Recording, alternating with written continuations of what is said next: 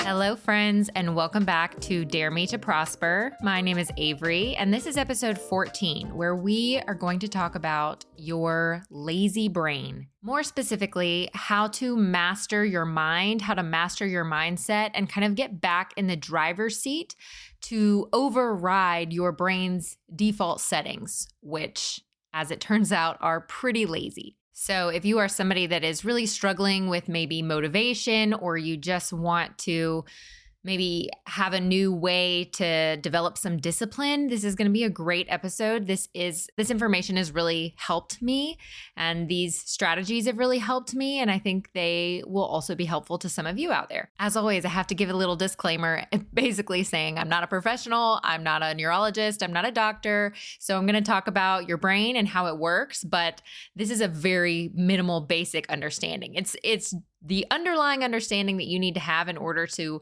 make this perspective shift, but I'm not a professional. But I essentially want to get into why we have the tendency, or most of us, many of us have the tendency to do things like procrastinate or avoid things or stay in our comfort zones, and why it can be so hard to get out of that mindset, even though you desperately want to be disciplined, you desperately want to be motivated, you want to get these things done.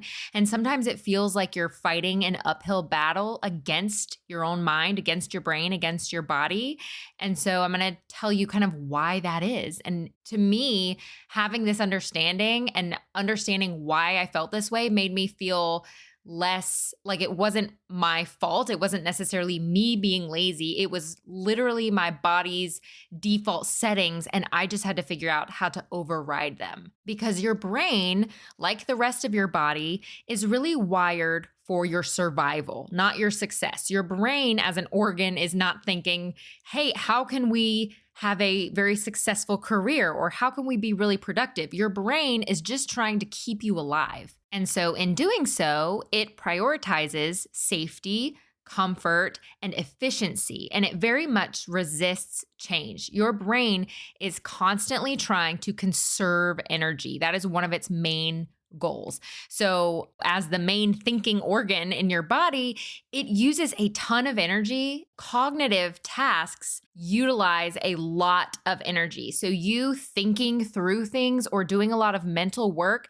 actually takes your body, it uses up a lot of energy, which is why you experience things like decision fatigue, or, if you have an argument with somebody or you're using a lot of mental energy, your whole body can feel tired. And that doesn't necessarily make a lot of sense until you realize that your brain actually does use a ton of energy. So anytime your brain senses a task or an action is going to utilize a lot of energy, your default setting is going to try to convince you not to do that thing, because it's always just trying to conserve energy for survival. And that, comes from a very outdated system where you really needed your physical energy to gather food or protect your tribe or whatever, where in modern times, we really need a lot of that we need a lot of our energy to be spent thinking.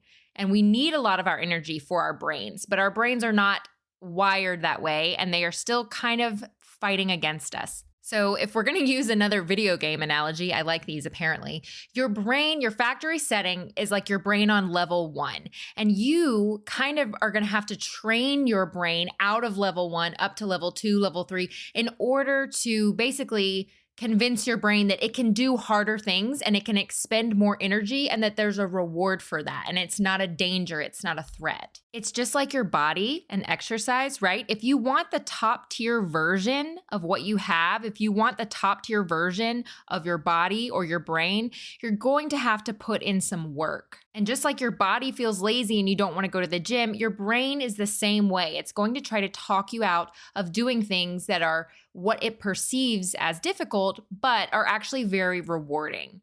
Okay, so the bottom line is that your brain is just very lazy, and you need to see that as what you're fighting against. It's not you and your personality that you are a lazy person. It is your brain trying to conserve energy in order to help you without understanding that the things you're trying to do are going to be very rewarding. Okay. Your brain is like your friend whose default setting is always going to want to take a nap over doing something productive. They always want to scroll through the phone over watching a sunset, always wanting to avoid responsibilities or goals that require energy, because the factory setting of your brain is energy conservation. Okay. It's running on that outdated system that's trying to keep you alive, but it's trying to keep you alive in a world that no longer holds a constant threat of being eaten or killed. So now it's up to us to manually override and update this outdated system so that we can function to the best of our ability. Because if you don't, you'll forever be living out of this weaker and archaic brain setting. So this is the cause of why we so often feel the way that we do. And so now the question becomes, well, how do we override that? Because at the end of the day, it's still difficult, right? You still feel like you want to procrastinate. You still feel, tired, or that's really out of my comfort zone. It's uncomfortable. It doesn't feel good. How do we hack the system? The system that your brain works on, or one of the systems in terms of getting things done, is that your brain works on what has been called a habit loop. And there's a really good book that I will link in the show notes. It's called The Power of Habit. I will link it down below. I haven't read it in a long time. I should probably read it again. It was really good. But it talks about this pattern that your brain creates automatically, again, to save energy. It basically creates this repetitive, memorized system that conserves energy because your brain is setting a program, like in a computer. Your brain is setting a program to be like, okay, when this happens, and then this happens. So I'm just going to memorize that that's how that works. So I don't have to remember that every time. I'm just going to remember it. It's a habit. It becomes a habit. It does this because there's less thinking involved. It's creating that neuro pathway that it can just go down every time without really having to think, so it can conserve energy. So what we want to do is take advantage of those habit loops. Your brain is going to do that no matter what. That's why you can, drive home from work without really thinking about it. And you get home and you're like, I could have died. How did I even get here?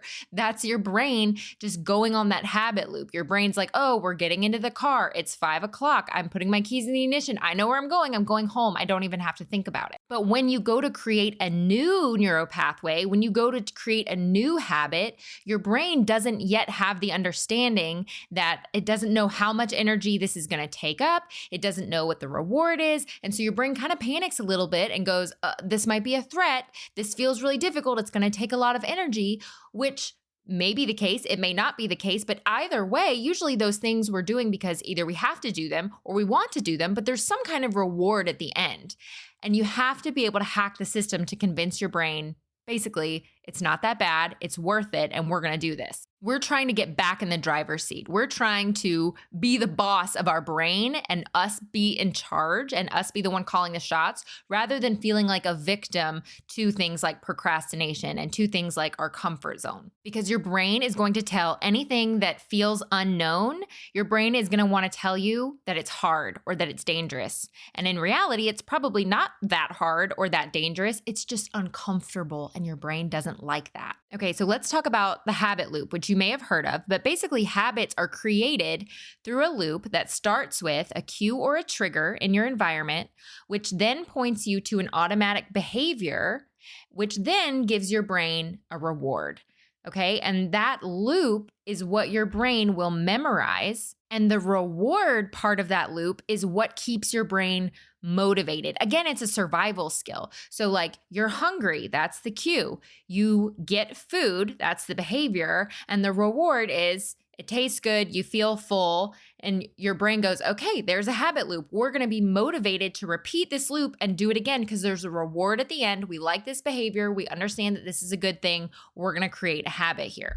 A negative version of that would be like, your cue is you're bored or you're overwhelmed. The behavior is you grab your phone and start doom scrolling, and the reward is you get a dopamine hit. However, is this a healthy reward in the end? No, but your brain just feels like, oh, we got a dopamine hit. We got rid of this negative feeling. I'm going to make a habit out of this. I'm going to encourage this behavior because I sense a cue, I sense a behavior, and I sense a reward. And that's all your brain is doing. Again, your brain is like an animal that is just on a factory setting. It's just on a survival instinct. And our job is to train the animal to work in our favor. Because these habit loops can be positive or negative, but your brain will automatically create these loops no matter what.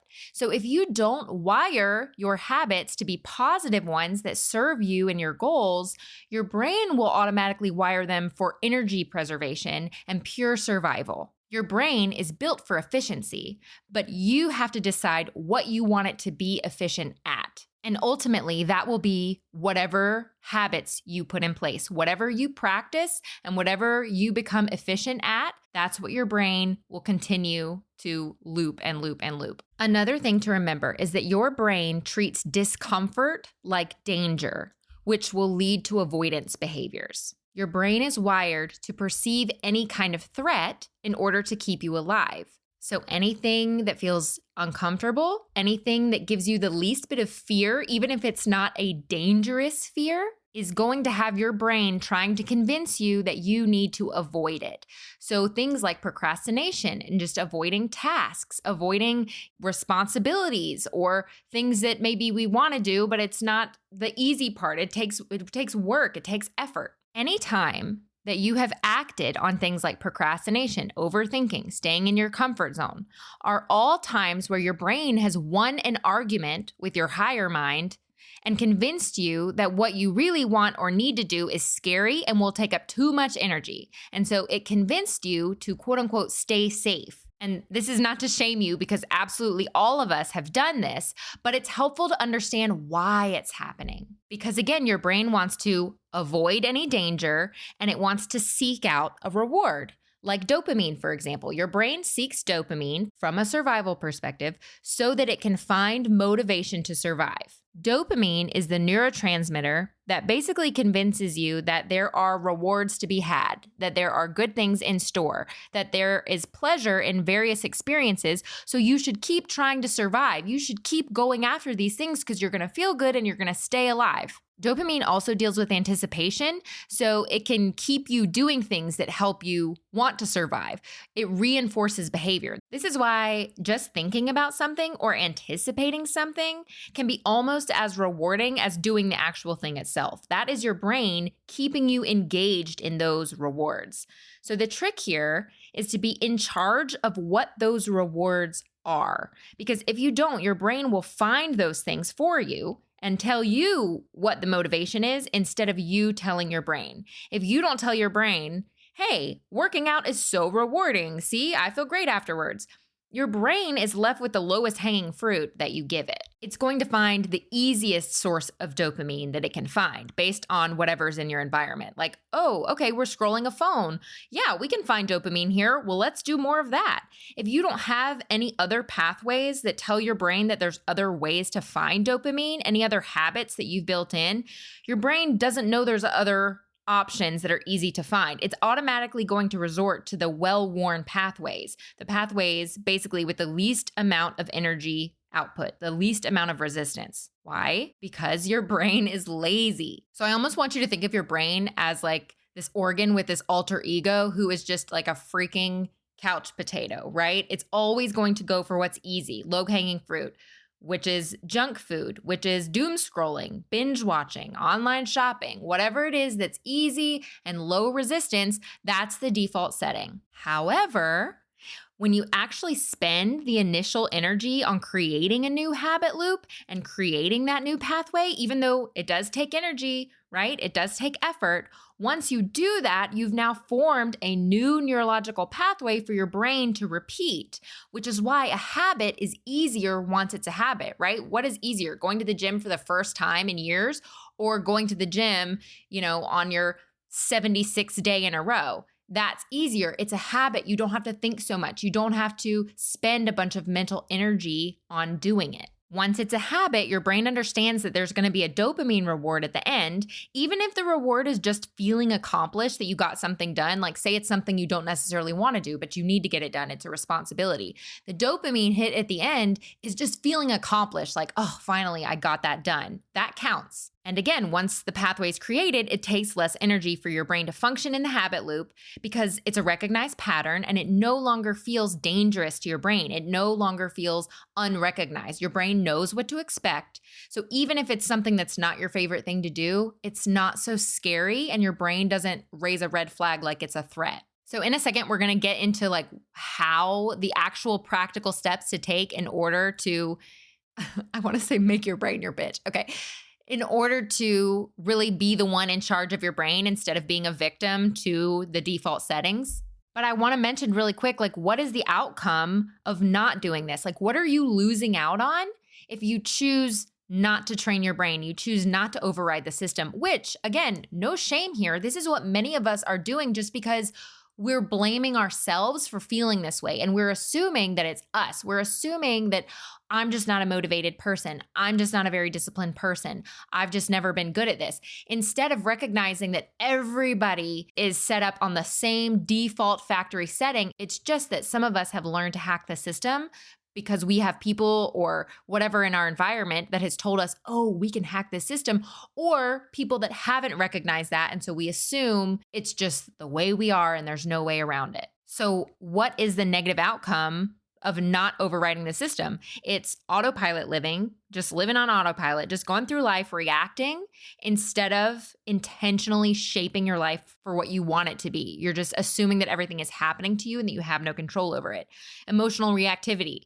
Like you don't have discipline with your emotions because again, you think that you are just subject to whatever your brain feels or tells you to do. You don't have any recognition that you don't have to listen to this, right? You're stuck in your comfort zone because you're avoiding anything that feels uncomfortable because your brain is trying to convince you that it's scary and that it's dangerous, which then leads you to have what? Unfulfilled potential because you're always going to be stuck at that baseline.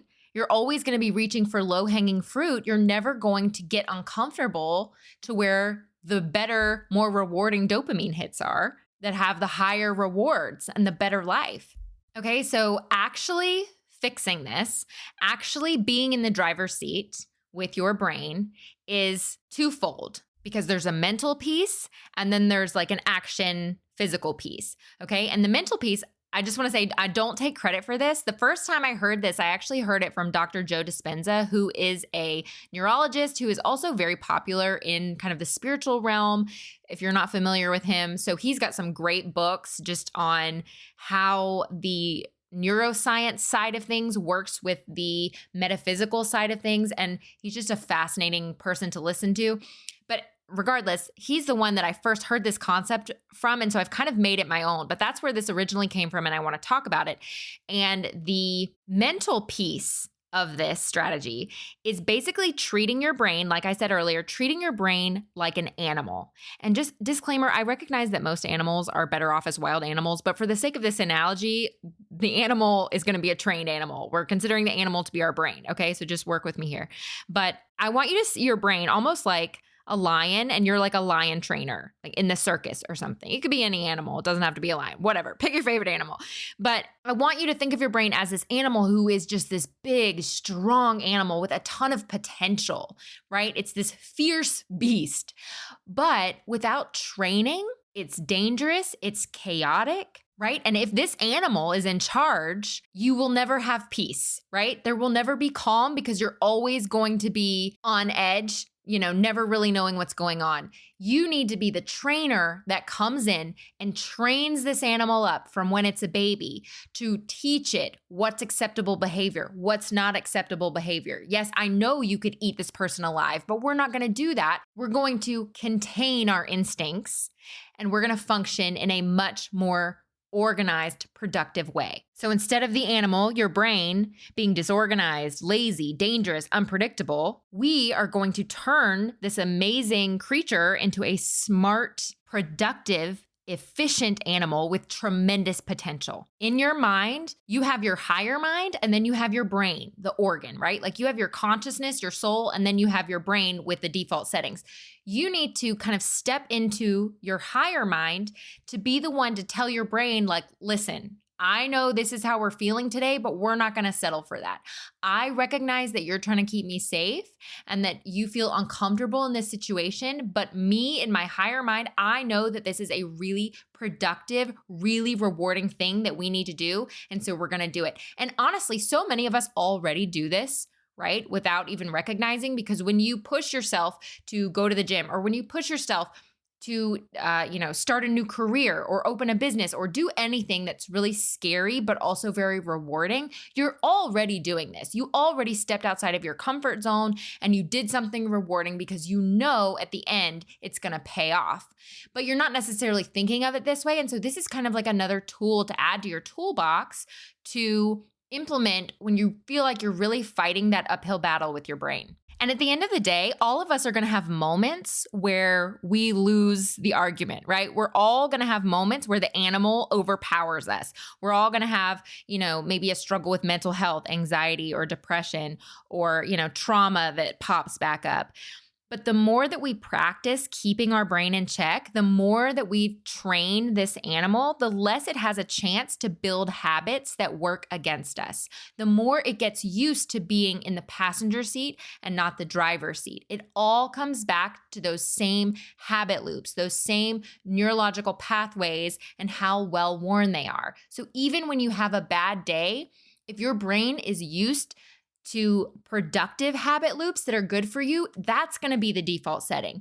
That's what your brain is going to go back to, even if you've had a bad day or a bad week. So just having this perspective shift is really half the battle. Awareness is the main key to being able to change. If you disconnect your mind from your brain and remember that you are in control, you've already taken your power back. You've already done a huge chunk of the work. It's just remembering that you're in charge. You're in the driver's seat. In fact, I tell my kids this all the time. Anytime they're really struggling with, say, at night, or they're scared, or they're like, oh, I saw this scary thing on a commercial. I can't get this thing out of my head. My first thing is just to remind them, like, don't let your brain be the one telling you what to think. Remember that you are in charge. Remember, you tell your brain what to think. And if you don't like the thought that's popping up, you have to tell your brain to replace it with a better one. You have to reach for the better thought and put that one in your brain. And even if it tries to fight you, even if the other thing keeps coming back up, you have to just keep training it, keep reaching for the better thought, keep going for the better stuff, and replacing it with that better feeling thought. Don't let your brain bully you around. Your brain is only allowed to think what you tell it to, not that it always listens. And again, it's not about shame or making them feel bad for having thoughts they don't want to have, not at all. It's just about remembering that you ultimately have the power to change things and not feeling like you're a forever victim. We all have weak moments, but it's not a permanent place. The other side of the coin, the other side of this strategy, okay, of taking your power back, of mastering your mind, the first side is the perspective shift that you're in charge, that you're the trainer, your brain is an animal, and you are telling it what to do. No, we're not going to do that right now. No, that's not how we handle this. I'm in charge. This is how we're doing it, okay? The other side of the coin is the physical action-oriented side, the side that goes back to the habit loops. So if we go back to the habit loop, I want you to think about in your mind, or write down. I always recommend writing things down. I just feel like it sticks way better. I want you to take note of any and all negative patterns or habits that you have that you don't want to have, because we all have them. We all have bad habits. You'll never fully get rid of all of them. But the ones that you feel like are maybe really disrupting your opportunities or really getting in your way the most, like for a lot of us, it's probably scrolling through our phones, or maybe it's eating in a way you don't want to eat, or maybe it's not moving your body enough, or maybe it's a certain relationship pattern. It could be anything. Think about what that pattern is in your mind, and I want you to decipher the trigger, then the behavior, and then the reward that are happening within that habit loop. And think about what you would want to replace them with instead. So if my trigger is that when I'm bored or when I'm just not being intentional, I pick up my phone and start scrolling. That's the behavior. And then I get a dopamine hit. That's the reward. And I don't even recognize it's happening, right? My brain just goes, oh, dopamine. Okay, we're the hamster on this wheel. We're going to keep doing this. I want to interrupt that habit. I want to interrupt that pattern and recognize, no, I'm the trainer. My brain is the animal. This is not an okay behavior. I'm not okay with this. This stops now. Okay. And here's what we're going to do instead. I'm talking very aggressively to myself. So instead, when I'm feeling bored or overwhelmed and I want to reach for my phone, maybe instead I turn on some music or I step outside and just take a breath of fresh air. It could literally be anything. And then I can still get a dopamine hit from those things, right? I can still get a reward from that. I just need to interrupt the behavior because the triggers are often subconscious. The triggers are often things like hunger or boredom or what have you. It might be, a survival instinct or a natural desire. The trigger could be anything. The behavior is usually the thing that we need to change. And then the reward will depend on what the behavior is. So in addition to changing the behavior, I also want to make that behavior more inconvenient, right? So it's not so easy to just pick up my phone and scroll. I can have an app that cloaks the social media apps, or I can put my phone in a drawer. So I know where it is if I need to use it, but it's not just sitting around where I'm just picking it up out of habit. Okay, or let's do another loop. Let's say that my trigger is that when I'm tired, the behavior is that I skip exercising that day and I get the reward of conserving energy and relaxing. Now, obviously you need rest days and sometimes that needs to happen. But if that is happening in such a pattern that you recognize that you're not getting the movement and exercise that you need, I need to interrupt that behavior. So now I'm going to tell my animal, maybe I'm tired and I'm considering skipping exercise that day. I'm going to tell that animal, I'm in charge here. I'm the trainer. This behavior is not okay. This stops now. Here's what we're going to do instead. Yes, I'm tired, but now I'm going to choose a new behavior. I'm going to go ahead and get dressed to work out, and I'm going to do the workout anyway. Anything that can help you build momentum, like getting dressed for a workout, putting your tennis shoes on. Honestly, sometimes that's half the battle. I'm already dressed to work out. Now, what's the next low-hanging fruit? Well, I'll just start walking. I'll just start doing some cardio. Okay, well, once I've done that, now my energy's up a little bit. Now a workout doesn't seem so hard. You know what I mean? Anything that you can use to build momentum. But the main thing is interrupting that behavior. And now I get the reward of endorphins or more energy, a sense of accomplishment. Always frame your mindset as if you're coming from a place of control and leadership, right? So often we act like a victim to our own brains, and the reality is your brain is only doing what you have allowed it to do. Yes, your brain wants to protect you, but again, it's outdated and it's honestly a big wimp. You have to remind your brain who is in charge. You need to be the trainer that you would hire if you paid someone to come and follow you around and keep you in check, right? If you hired a personal trainer, if you hired a chef, if you hired a business coach, if you hired a relationship coach, literally anything. If you had somebody kind of coming around behind you telling you what you needed to be doing instead of what you want to be doing, what would they say? That needs to be the mindset that you adopt. So that's the other side of the coin. But again, there's also a few little tricks that you can do to make those things a little bit easier. Like I said, creating friction against bad habits and momentum for good habits. So make bad choices inconvenient and good choices more convenient. So making bad choices more inconvenient would be things like I said, deleting apps, putting your phone in another room, removing excess sugar from the house, blocking a toxic ex, getting rid of Netflix. And maybe momentum for good behavior would be things like I said, setting out your gym clothes the day before, or going ahead and getting dressed for a workout, or setting up a visual goal chart so you have something visual to check off or look at. Filling your fridge with fruits and veggies. Obviously, I'm using really common examples with things like working out or eating well or your phone, but this could literally apply to anything. So don't feel like you have to limit it to these really basic things. And then just remember that repetition is truly the key. Your brain learns through consistency. Your brain is always making those pathways. And so anytime something feels hard, it feels like an uphill battle, remember that it's not an uphill battle, it's just a new pathway. It's an uphill pathway. It's just your brain being a little bit of a chicken, being a little bit scared and a little bit uncomfortable. And you need to be the trainer that comes in and goes, it's not that bad. It's not scary. It's not dangerous. My brain's trying to protect me, but this is going to be really rewarding and we're going to do what we need to do. And remember that a habit takes, I don't remember, it's like 66 days or something like that. It takes a couple of months to really make a habit something that you no longer have to think about. So give it time. It's just repetition, repetition, repetition. You're teaching your brain to run a marathon. You are teaching your brain a habit that is so well ingrained that you no longer have to spend energy thinking about it or convincing yourself to do it. You'll just do it. It won't feel hard. Maybe it's public speaking, right? That seems terrifying unless you're somebody that's done it 50 times. Now it's not so terrifying. Maybe you get a little bit nervous, but it's nothing like the first time where you had to spend a lot of mental energy just getting prepared to do this thing that felt really scary and uncomfortable. Now it feels like nothing. Or maybe you're somebody that was really scared to fly on a plane. And after you've done it so many times, maybe that's a bad example because people have like plane phobias, but it's just this idea. It's like riding a bike. The first time is hard.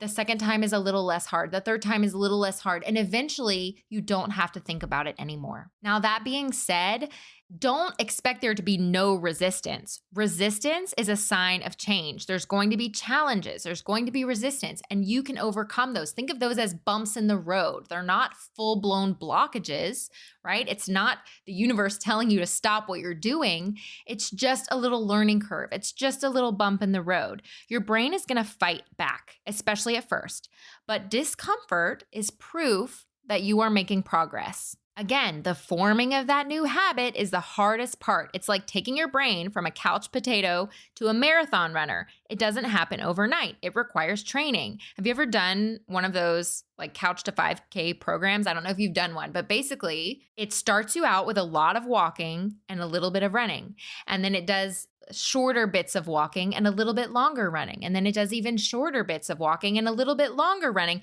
until all of a sudden you're running a 5K, but it didn't feel so hard because you just did it a little bit at a time and a little bit at a time. And it's repetition, repetition, repetition until all of a sudden it's not so scary. Whereas if you were a full-blown couch potato in the beginning, that might have felt like an impossible dream. But you just start taking the steps and you just start repeating the motions, and all of a sudden you don't have to think about it so much anymore. But you can't overhaul a lazy brain into an athlete all at one time. It doesn't happen overnight. You need to pick one habit or one goal at a time to focus on and nail that. Like, don't think that you're going to overhaul your whole life overnight because you're just going to get overwhelmed and you're going to burn out. You choose one goal at a time, one habit at a time. Break one bad habit and then replace it with a new one. Break another bad habit, replace it with a new one. Baby steps. The more momentum you have and the more comfortable your brain is, the easier it will become. The more momentum you have and the more comfortable your brain becomes at forming new habits, the easier it will become. Like if you get your brain used to feeling uncomfortable and used to feeling scary things, quote unquote, scary, dangerous things, it won't feel so scary. If you are somebody that always stays in your comfort zone and you never do things that push you outside of that, you never do things that make you feel uncomfortable because you're trying to stay safe, you're listening to your brain, you're letting your brain be in charge, everything will feel even scarier. But it's kind of like exposure therapy where you do something that makes you really uncomfortable until you realize that it just wasn't that bad. It wasn't the end of the world. You survived, you learned something. It's like that. The more you train your brain to get uncomfortable, the more it will be comfortable being uncomfortable. Does that make sense? Which will then make it easier for you to build more productive habits. Have you ever noticed that many successful people are often successful in multiple areas of their lives? Like they're rich, they're financially well off, and they work out every day, and they eat healthy, and they seem to have great relationships. Now, obviously, nobody has a perfect life in every single category. However, once you're doing well in one part of your life, your brain has this momentum. Your brain starts to be wired for that success. Your brain starts to gain some confidence and feel like, oh, I can do really well at this thing. I could probably do really well at this thing over here too. Your brain starts to feel like I can do this instead of feeling like everything is scary. We better just stay safe. Your brain starts to feel like your brain starts recognizing the rewards of doing hard things. It becomes less of a mental jump to understand that it can find success in other areas of life. But the biggest thing is that shift in perspective, again, from victim to trainer, and remembering that you are in charge. So that's really the main thing. The last thing that I want to say is just basically to be on guard against tricky emotions. So this can be really confusing because I know I've talked in other episodes a lot about how your emotions are kind of your body's signal. Your emotions are your body's alert system telling you that something is misaligned, something isn't right here. That being said, especially around fear and anxiety, sometimes those emotions are false flags. And really, it's up to you. I'm never going to sit here and tell you not to listen to something if you feel scared or feel anxious, because I do believe that your body is trying to keep you safe, and that might be there for a reason. However, you know the difference between a true threat and your brain being lazy and just trying to keep you safe out of a survival instinct. And fear and anxiety can be one of those emotions that is tricky, and your brain is sending you signals of fear or sending you signals of anxiety that are not real threats. And we all know this, right? Like we have experienced things like maybe social anxiety or anxiety that stems from a past trauma that's not a current threat, but is left over from a past experience that we don't need to carry anymore. This is very common. And so it's up to you to recognize the difference when sometimes your emotions are misleading you and you just need to buckle down and do the thing anyway. Because your brain may feed you those emotions that don't serve you, and it's just giving them to you from a place of survival. So the main message of this episode is overriding your brain's natural default settings. And it doesn't mean steamrolling our emotions, but it does mean recognizing that, especially when it comes to productivity and being motivated around things, that fear and anxiety are often some of those emotions that pop up as false flags. And it doesn't necessarily mean you need to avoid that thing. And it's kind of up to you to tune into your own knowing and recognize, is this a real threat? Where more likely, if we're talking about productivity and motivation, it's not a real threat. And it's just that leftover anxiety or that survival instinct anxiety that's not serving us. But I did just want to recognize that because we talk about emotions a lot. So I hope that that was helpful. Again, please leave the podcast a review. I know I ask you guys this every week, and you guys are really busy and you don't always have time or want to take a moment to stop and leave a review. But I just want to get the message across that it really means a lot to me. And I would love to get your feedback, and I would love to, connect with you guys. Or if you're on Spotify, I know you can also leave a comment. I love when you guys do that as well. Maybe I'll even read some of the reviews. If you leave a written review, I would love to read that on the podcast as well, just to let you guys know that I see you and that you're recognized. Again, you can always email me at dareMeToProsper@gmail.com if you have any questions or suggestions for the podcast. I hope that you enjoyed today's episode and that you found it inspiring and helpful, and I will see you guys next time on Dare Me to Prosper.